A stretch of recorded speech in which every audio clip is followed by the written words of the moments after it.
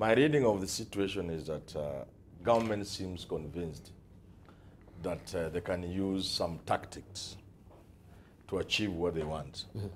You know, when you go out to fight some parts of the population or some citizens, the thinking is that you can subdue them. Quite often you don't subdue them. Mm-hmm. You know, if you look at resistance and things that have happened in other countries, you don't need a lot of history to know that you can succeed to subdue people. But you can also think you have succeeded when they just, out of fear, keep quiet. So it's a problem waiting to erupt.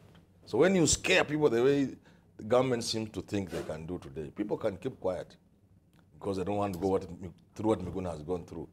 But they are inside, there's something going on. So that can erupt. Equally, history tells us, if you set yourself on a path of trying to terrorize people in a country or fight them or do all manner of things so that you subdue them, you can push them underground, you know? If you look at the history of organized crime, it started when people made it difficult for people to access even just alcohol alone. And that's how organized crime started, underground. So when you push people to do things underground, you are not quite succeeding. Mm-hmm. The other possibility, when you do what I'm seeing my government doing is,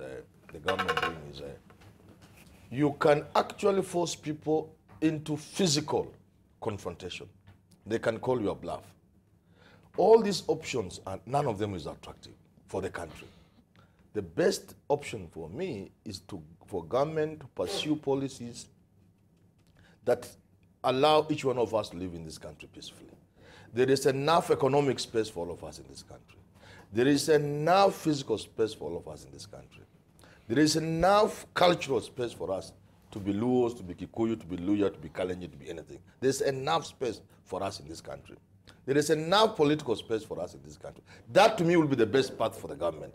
But the path I'm seeing government trying to pursue today, I want to advise them. It rarely succeeds. The best way is, if there is a problem in the country, just face it head on. I said, this is our problem. We went into an election. It seems there are issues that have come out of this election. Let's sit down and sort out those issues. That is the best option. All these other options.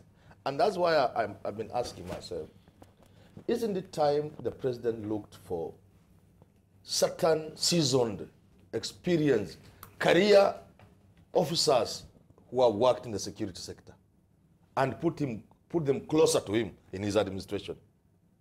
You know, I wouldn't even mind if you took somebody like General Karangi and gave him the defense docket, the security docket, so that we have the combative Matiangi in transport to deal with these rogue Matatu people. You know, somebody like General Karangi, he will advise the president, some of these things we are doing may not ultimately work, which I'm calling soft war. You can fight a soft war.